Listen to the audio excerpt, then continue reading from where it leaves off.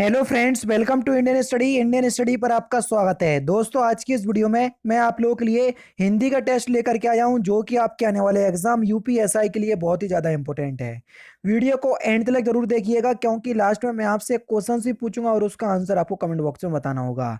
साथ ही साथ इस वीडियो की पीडीएफ डिस्क्रिप्शन में टेलीग्राम चैनल का लिंक दिया हुआ है, वहां से आप प्राप्त कर सकते हैं। तो चलिए दोस्तों, स्टार्ट करते हैं और देख लेते हैं पहला क्वेश्चन। पहला क्वेश्चन आपके सामने निम्नलिखित में से कौन सा विलोम जो है वो गलत दिया हुआ है। गलत विलोम युग्म आपको बताना है। महान का क्षुद्र बिल्कुल ठीक है। धनवान का अकिंचन बिल्कुल ठीक है। मूक का वाचाल ये भी बिल्कुल ठीक है। उदत का सौरभ्य ये आपका गलत है। चौथा ऑप्शन जो है यहाँ पर आपका बिल्कुल क्या होगा सर, करेक्ट हो जाएगा। निर्दय का आपको विलोम शब्द बताना है सर। निर्दय का विलोम शब्द क्या हो जाएगा, जल्दी बताइए। निर्दय का विलोम शब्द क्या होगा। इंपोर्टेंट क्वेश्चंस और बिल्कुल सिंपल क्वेश्चंस है कि निर्दय का विलोम शब्द क्या होगा। निर्दय का आपको विलोम शब्द बताना है। तो निर्दय का जो विलोम शब्द हो जाएगा वह हो जाएगा सादय, यानी कि चौथा ऑप्शन करेक्ट। ये नहीं लगा देना, कई लोग पहला ऑप्शन सोच रहे होंगे, इसलिए मैंने आपको बताया।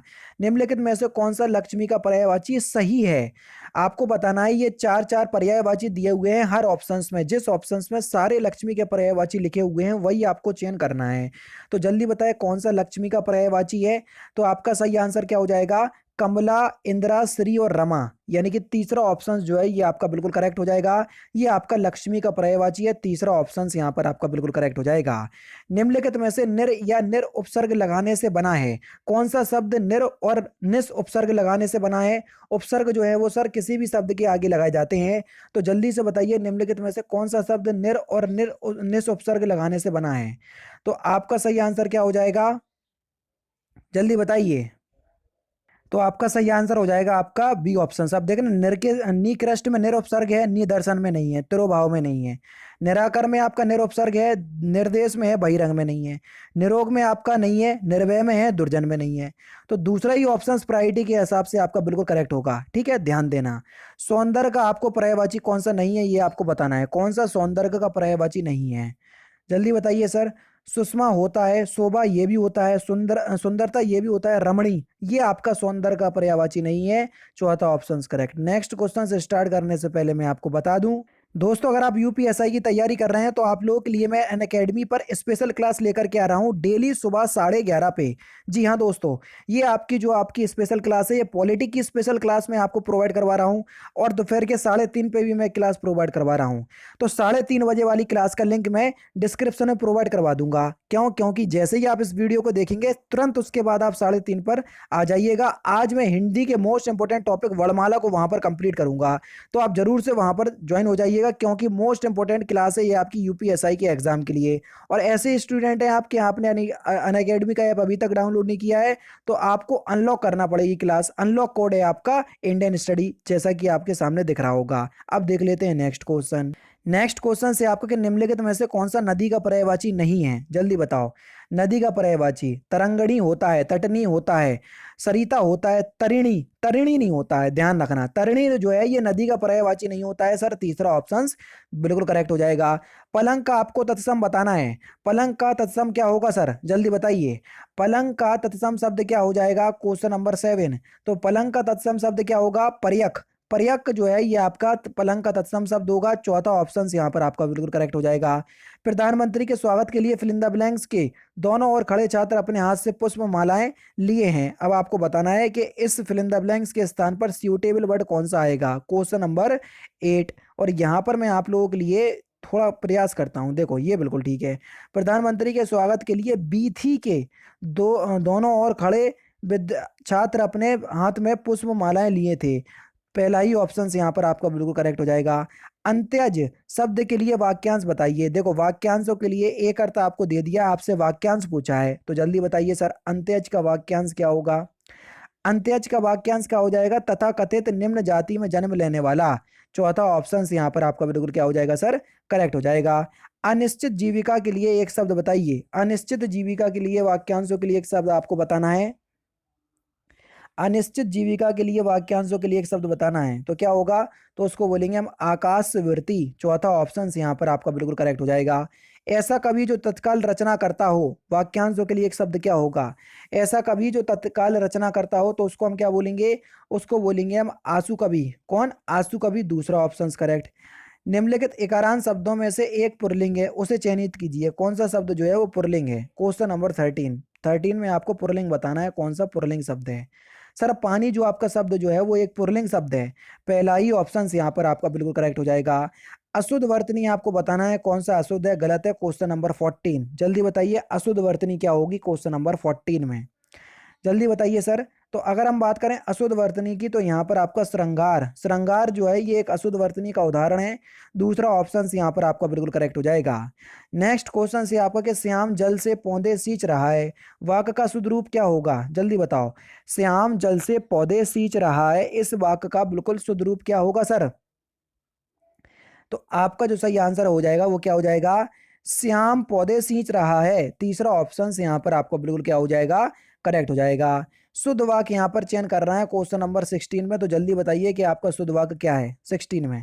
देखो पूरे 40 क्वेश्चंस का टेस्ट लेकर के आया हूँ, आपके एग्जाम की दृष्टि से इंपॉर्टेंट है और बहुत मेहनत कर रहा हूँ आप लोगों के लिए, वीडियो प्रोवाइड करवा रहा हूँ टाइम टू टाइम। आप लोगों से गुजारिश है कि वीडियो का टारगेट केवल 500 लाइक का रखता हूं, तो आप लोग वीडियो को लाइक जरूर कीजिए, क्योंकि आपका एक लाइक ही मुझे इतना मोटिवेशन देता है कि मैं डेली बेसिस पे आपको वीडियो प्रोवाइड करवा पा रहा हूं।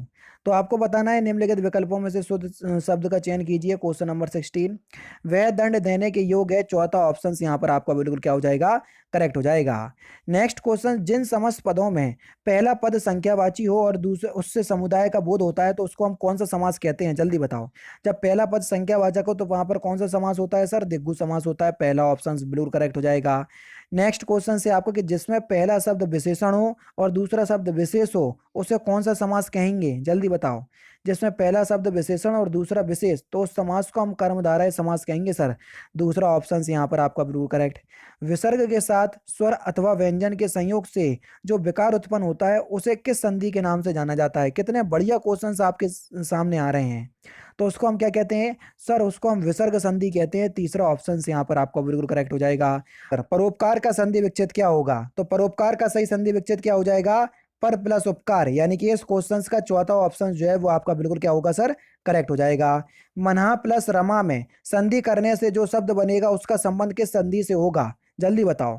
उसका संबंध किस संधि से होगा? देखो आपको विसर्ग लग गया, ज्यादा नहीं डरो, बस विसर्ग संधि लगा दो, पहला ऑप्शन करेक्ट। वृद्धि संधि किसमें है, जल्दी बताओ। दो मात्राएं किसमें दिख रही? और कोई मात्रा किसमें दिख रही? आपको दिख रहा होगा दूसरे ऑप्शंस में, तो बस दूसरा ऑप्शन करेक्ट।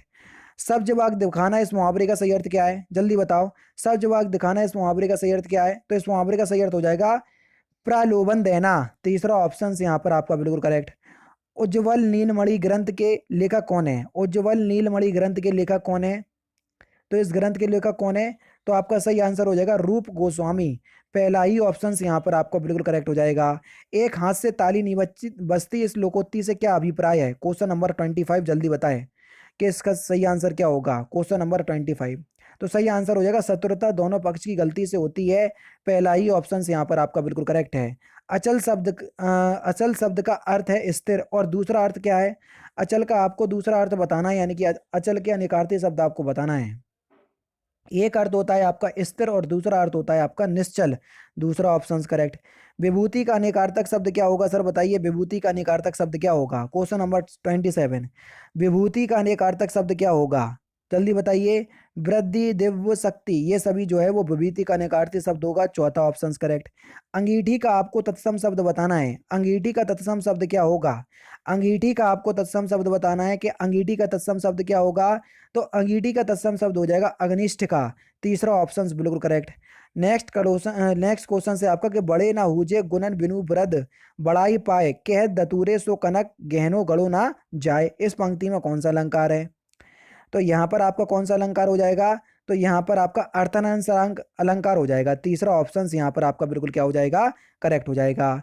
निम्नलिखित उपन्यासों का रचनाकार की दृष्टि से सही कालक्रम बताइए, जल्दी बताइए। क्वेश्चन नंबर 30, यहाँ पर और भी ऑप्शंस मैं आपके सामने दिखा दे रहा हूँ। सबसे पहले कौन सी कृति आई, फिर कौन सी आई, फिर कौन सी आई? तो सही आंसर हो जाएगा सबसे पहले सेवा सदन, फिर त्यागपत्र, फिर मेरा अचल, फिर आपका आधा गांव।